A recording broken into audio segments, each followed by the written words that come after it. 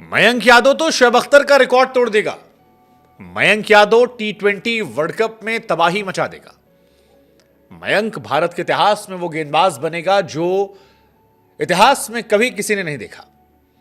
मयंक ये करेगा, मयंक वो करेगा। मयंक यादव की शुरुआत के साथ ही हम लोगों ने ये तमाम बातें कहनी शुरू कर दी और उसके पीछे वाजिब वजह भी थी। लेकिन अब ऐसा लगता है कि शायद मयंक यादव को हमारी ही नजर लग गई, क्योंकि आज मयंक जब गेंदबाजी करने आए तो पहली बॉल 140 किलोमीटर की गई, दूसरी 140.6, तीसरी बॉल 139.1 किलोमीटर, चौथी बॉल 138 किलोमीटर, पांचवी बॉल 139, छठी बॉल 137 किलोमीटर पर आर। अब वो गेंदबाज जिसकी एवरेज स्पीड जो है वो 145 148 के आसपास होती थी, जब उसने 136 137 138 139 फेंकना शुरू किया तो लोगों के मन में सवाल आया कि यार हो क्या गया इसे, और क्या ये कहानी है, क्या मयंक की स्पीड इतनी ज्यादा गिर गई, और गिर गई तो कैसे गिर गई। इसके थोड़ी देर में मयंक यादव को हमने मैदान से बाहर जाते देखा और खबर आई कि उनको साइड स्ट्रेन की शिकायत थी और इस वजह से मयंक यादव फील्ड छोड़कर चले गए। हालांकि इस मैच में लखनऊ ने गेंदबाजी कवर अप कर लिया, लेकिन मयंक यादव इस मैच में फुल्ली फिट नजर नहीं आए और जो गेंदबाज 150 155 156 गेंदबाजी करने लगा था वो 140 के नीचे जब गया तो सवाल ये तेज हो गए कि क्या मयंक को हमारी ही नजर लग गई।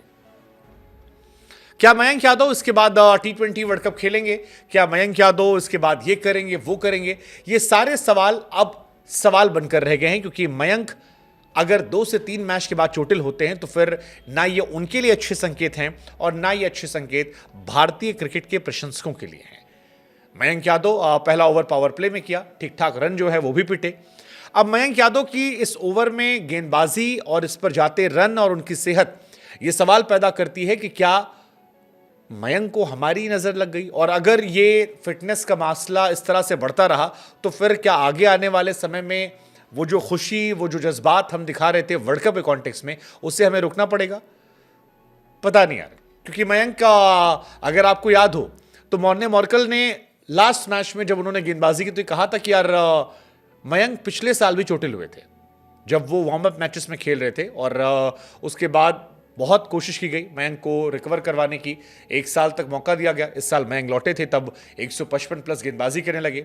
मयंक ने 50 गेंद भी नहीं फेंकी थी, उसके पहले ही इंडिया की तरफ से 155 हाईएस्ट फेंकने वाले वो गेंदबाज बन गए, सबसे अधिक बार।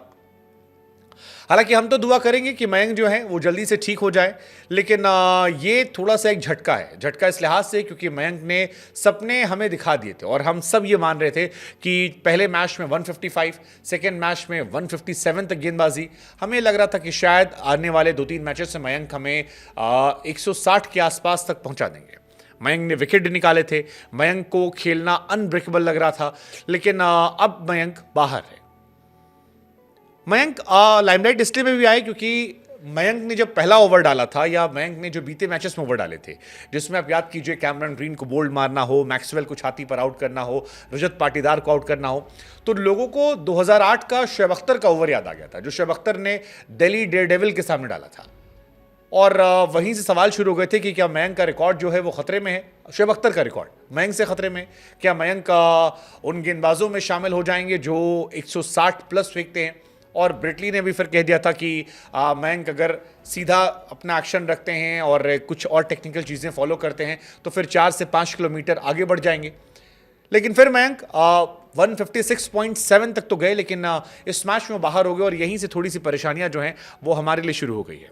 लेट्स जस्ट होप कि मयंक फिट हों, मयंक बेहतर हों। 156.7 तक वो गए हैं, कुछ चीज़ों पर काम करें और हम आशा करें कि वो फिट हों, वर्ल्ड कप में हमारे लिए खेलते नजर आए।